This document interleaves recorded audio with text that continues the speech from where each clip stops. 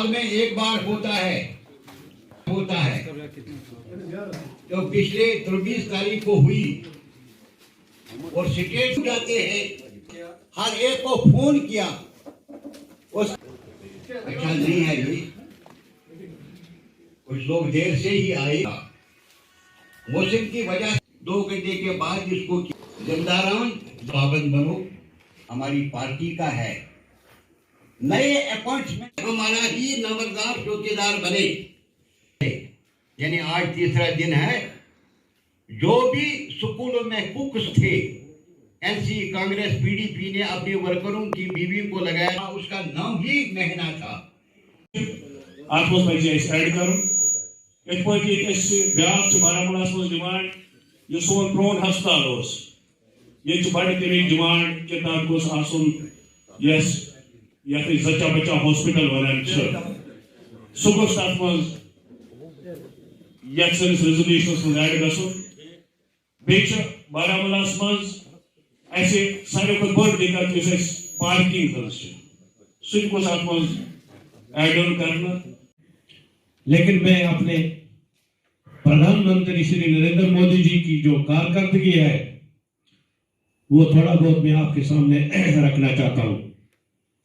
कमान संभाली है तब से हमारा जम्मू कश्मीर एक सही रास्ते पर आया है। आपको पता होगा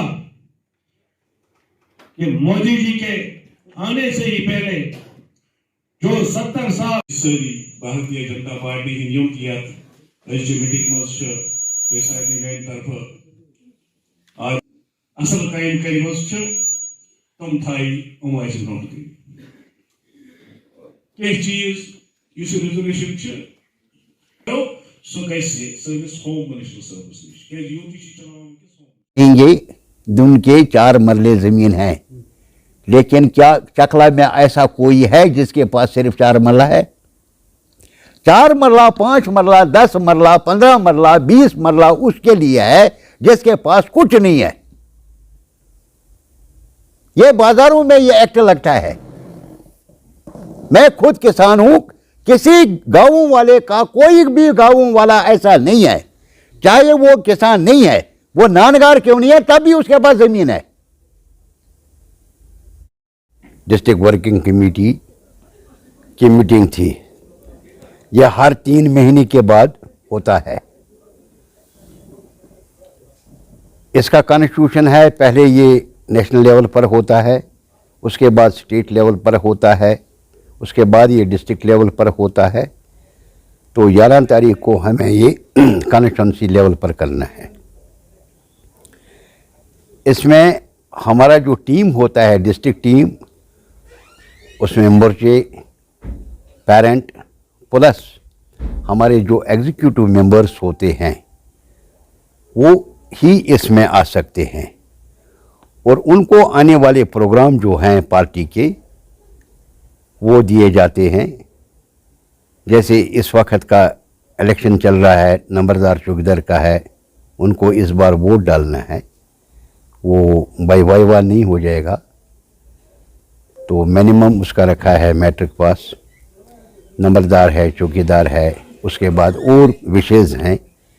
तो उनको ये समझाया, हमारी पार्टी का मिशन है कि हर जगह हमारा नंबरदार चौकीदार बने। उसके बाद पंचायत के इलेक्शन आने वाले हैं, उस बारे में उनको समझाया कि पंचायत में हर जगह पर हमारा सरपंच पंच बने, ताकि आने वाले वक्त में इसी साल में बीडीसी चेंज हो जाएंगे। जब पंचायत चेंज हो गया, ज़रूरी है बीडीसी चेंज हो जाएंगे, बीडीसी चेंज हो गई तो डीडीसी चेंज हो जाएंगे। ये साल जो है ये पूरा साल रहेगा इलेक्शनों के लिए। इसमें आज जो ये नंबरदार चौकीदार का आ गया, इसके बाद आएगा कुक का आएगा, स्कूल कुक्स आएंगे, सोशल वेलफेयर कुक चेंज करने हैं। सोशल वेलफेयर में जो आंगनवाड़ी वर्कर्स होते हैं, जो टीडीसी पास नहीं होगा उसको चेंज करना है। तो फिर इसके साथ साथ मार्च अप्रैल में आने वाला मार्च अप्रैल जो होगा उसमें हमारा पंचायत इलेक्शन होने वाला है। पंचायत इलेक्शन कंप्लीट हो जाएगा, उसके बाद आएगा ये टाउन में, टाउन इलेक्शन हो जाएंगे, म्यूनिसिपलिटी इलेक्शन हो जाएंगे। फिर जब वहाँ से हम फारिग हो जाएंगे फिर बीडीसी का इलेक्शन आएगा, वो ख़त्म होगा, फिर डीडीसी का इलेक्शन आएगा। इसी करते करते ये दिसंबर इसी में जाएगा। आप एक इलेक्शन की मतलब बात हो रही है, तो इस वक्त है कि इलेक्शन माहौल है अभी तो एनकरेजमेंट हो रही है, तो गरीबों के मकान टूटे हुए मतलब तोड़ रहे हैं बीजेपी वाले, तो इस सवाल से आपको क्या कहना है? क्योंकि परेशान है लोग, तो परेशान है इस वक्त, लोग इस वक्त खौफ में हैं। सर आप इलेक्शन की बात, लोगों के दिलों में जो डर बैठा है ना, किसी गरीब का मकान नहीं टूटे। आप सुनिए, टूट रहे हैं, लेकिन अगर आप देखेंगे कि हर दिन इसका रूल चेंज होता है। आज शाम तक आप देखोगे जो भी करना है, ये जो हमारे पुराने मगरमच्छ लोग हैं, इसमें ये नहीं है कि एनसी, कांग्रेस, पीडीपी वो ही नहीं है, इसमें ब्यूरोक्रेट्स हैं। चाहे वो ब्यूरोक्रेट डीसी था, आईजी था, डीआईजी था, एसएसपी था, वो लोग भी हैं। जितने भी ब्यूरोक्रेट्स हैं ये उनके खिलाफ है, ये उस सरकार के खिलाफ है जिन्होंने नाजायज तौर पर कब्जे किए हैं। लास्ट डेज यानी आज से 2-3 दिन पहले मैंने तहसीलदार को फ़ोन किया कि इस आदमी को नंबरदार बनाना है, जो आपकी फॉर्मेलिटीज़ हैं वो सारी पूरी है, 16 फॉर्मेलिटीज़ हैं। वो तहसीलदार साहब ने मुझे जवाब में बताया जिसकी आप सिफारिश कर रहे हैं 250 कनाल जंगलात इसने खाया है। 250 कनाल। जब मैंने सुना तो हमने अपनी सिफारिश वापस ली। ऐसे यहाँ लोग हैं, ये नहीं हमारे गरीब ने 10 मरला खाया, 5 मरला खाया, यहाँ सवों के हिसाब से, सवों के हिसाब से लोगों ने ज़मीन खाया है। चाहे वो जंगलात का है, चाहे वो फ्लड का है, चाहे वो स्टेट लैंड है, घास चराई है, रोशनी है। रोशनी एक्ट कब बना? एक्ट बना 2004 में। तब मुफ्ती सईद यहाँ चीफ मिनिस्टर था, हकीम यासीन यहाँ रेन्यू मिनिस्टर था। इनको एक्चुअली उस वक्त जम्मू में मंदिर बांट करना था। तो फिर अगर उसमें उस वक्त कुछ कमी रही तो 8 में जब हमारे आज़ाद साहब आए, क्योंकि उसको उसमें मिला नहीं, फिर उसने उसमें अमेंडमेंट थोड़ी लाई। यानी रोशनी एक्ट जो हुआ वो सारा जम्मू में हुआ। यहाँ हमें साबित करके कोई दे कि मैंने उस वक्त उन्होंने 1 कनाल ज़मीन का 100 रुपया फीस रखा था, क्या यहाँ किसी ने दिया है? यहाँ पर तो नहीं हुआ, यहाँ पर रोशनी एक्ट नहीं हुआ। रोशनी एक्ट के लिए इन्होंने कौन सा दफा लाया? रोशनी एक्ट के लिए इन्होंने धारा 8 को लाया था। पहले धारा 4 बनता है, 4 को इन्होंने छोड़ा, डायरेक्ट धारा 8 को लाया, दफा 8 को लाया। रोशनी एक्ट में या कोई भी, क्योंकि हम खुद किसान हैं, आपको अपनी ज़मीन अगर बनानी है इसके लिए पहले आपको दफा 4 लगाना है, दफा 4 के बाद दफा 8 लगेगा। दफा 4 का मतलब है कि आप इसके काश्तकार हैं, दफा 8 का मतलब है आप इसके मालिक हैं। दफा 4 को इन्होंने ख़त्म किया, डायरेक्ट इन्होंने दफा 8 को लाया रोशनी एक्ट में। और क्या 100 रुपये में कोई ज़मीन का कनाल बिकता है? जम्मू में जहां 1 करोड़ 2 करोड़ का ज़मीन बिकता है, वहां पर 100 रुपया में रोशनी एक्ट में इन्होंने लाया। डिमोलिश जो इस वक्त होना है ये वही करना है, ये उनके ही लिए है। आप देखिए कल का हंगामा आपने देखा, नरवाल, बठिंडी, सुजमा वगैरह वगैरह, किसी का मकान नहीं गिरेगा, किसी का मकान नहीं गिरेगा। वहां पर आपने देखे वो मॉल्स देखे ना, बड़े बड़े मॉल्स देखे, बड़े बड़े शोरूम्स देखे, तो वो गैर कानूनी है, उन्हें खुद तोड़वाए। अगर आपको अच्छी तरह से उसकी कहानी सुननी है, आप तहसीलदार किफ़ायत से सुनो। उसने उनको मशवरा दिया था, आपको याद है बोनियाल का, याद है बोनियाल को भी गए थे ना वो डिमोलिश करने के लिए। वहाँ क्या हुआ?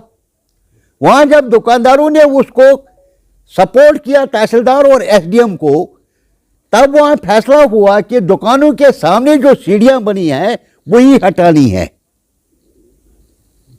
वही हो गया ना, बाद में वही हो गया। यहां पर जब तहसीलदार ने इनको बोला कि मैंने नोट्स नहीं दिया है, अभी हम आइडेंटिफाई कर रहे हैं, इसलिए उसने कोई सपोर्ट साथ नहीं लिया था। तहसीलदार किफायत अली से मेरी बात हुई, उसने कहा मैंने कोई पुलिस वगैरह सपोर्ट नहीं दिया था, मैं सिर्फ इनको इन्फॉर्मेशन देने के लिए इनका मैं देखूं कि इसका रिएक्शन क्या है।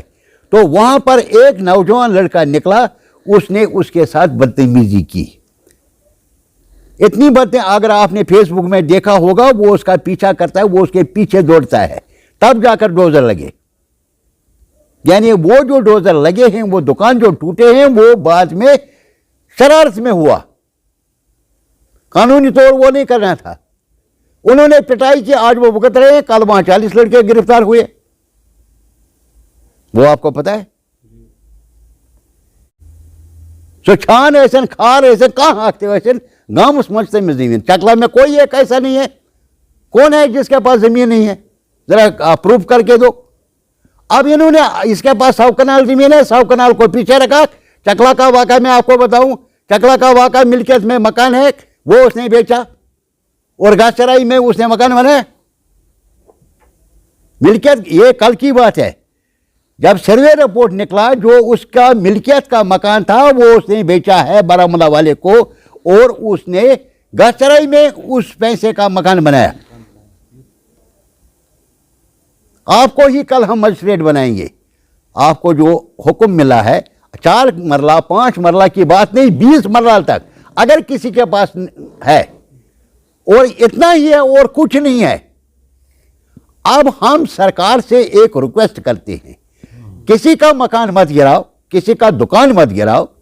मकान अगर गलत है उसको सीज करो, बाद में उस पर सोच विचार किया जाएगा। दुकान अगर है, आपको लगता है ये दुकान गलत है, उसको सीज करो, ताला मारो, सीज करो, बाद में देखेंगे 10 दिन बाद 15 दिन बाद क्या हो सकता है, इसके पास कुछ प्रूफ हो, कागज हो, कुछ हो। हम नहीं चाहते हैं किसी का दुकान गिरे, किसी का मकान गिरे। हम ये कहते हैं कि जो जमीन 40 कनाल 50 कनाल जमीन जो बाहर है, स्टेट लैंड है या और कोई है, फ्लड है वगैरह है, उसको निकालो ना।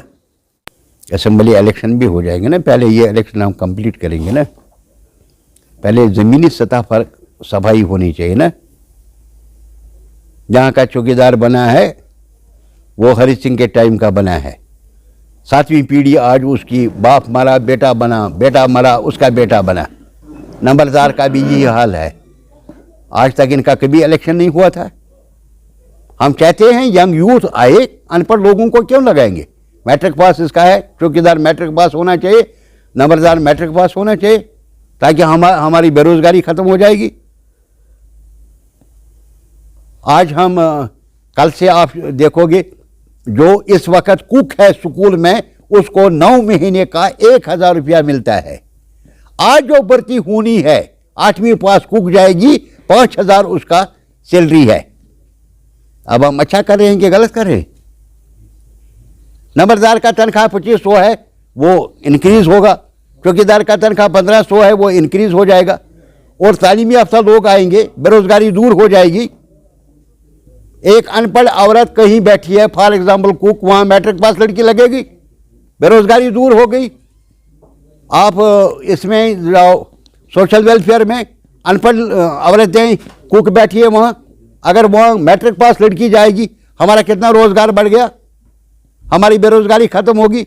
बेरोजगारी के आसमान से हम खत्म करें। बेरोजगारी को खत्म करने का यही एक तरीका है। इस साल में हमें 5 लाख नौकरियां देनी है जम्मू कश्मीर को। 5 लाख नौकरियां 2030 दिसंबर तक हो जाएंगे। वो ऐसे ही हो जाएंगे, बेरोजगार हो जाएंगे, लेकिन वो अनपढ़ है। अनपढ़ और पीजी मैट्रिक में फर्क है। वो जितना हम निकाल रहे हैं वो सारा अनपढ़ है। ये लाखों लोग हमारे इसी में एडजस्ट हो जाएंगे। एक मैट्रिक पास को हम कुक लगाते हैं फॉर एग्जाम्पल स्कूल में, उसका रोजगार बना, जो वहां पर आज तक चलता है 1000 में, वो अनपढ़ है। बेरोजगारी कैसे मिटेगी? वो कैसे बेरोजगार हो गया? वो इलीगल था, बेरोजगार कहाँ से हो गया? वार साहब, अगर बात की जाए भारतीय जनता पार्टी की, जब हम उनके वर्कर्स से बात करते हैं तो वो उनका ये कहना होता है कि ग्राउंड सतह पे हमारे कोई भी काम नहीं होते हैं। इस हवाले से आप क्या कहना चाहेंगे? ये वर्करों ने कहा है, लीडरों ने तो नहीं कहा ना। जिस दिन आपको हमारे लीडर कहेंगे कि हमारे काम नहीं होते हैं, उस दिन आप ये सवाल करो। सर, अगर लीडर की बात करेंगे, लीडर तो बैठा है ऊपर, अगर ग्राउंड जीरो की बात करेंगे, ग्राउंड जीरो पे तो वर्कर ही काम करता है, तो वर्कर की सच्चाई है। ये मैं जानता हूं इसने कौन सा सवाल किया, और इसको भी पता है हमने कौन सा जवाब इसको दिया, हमें पता है।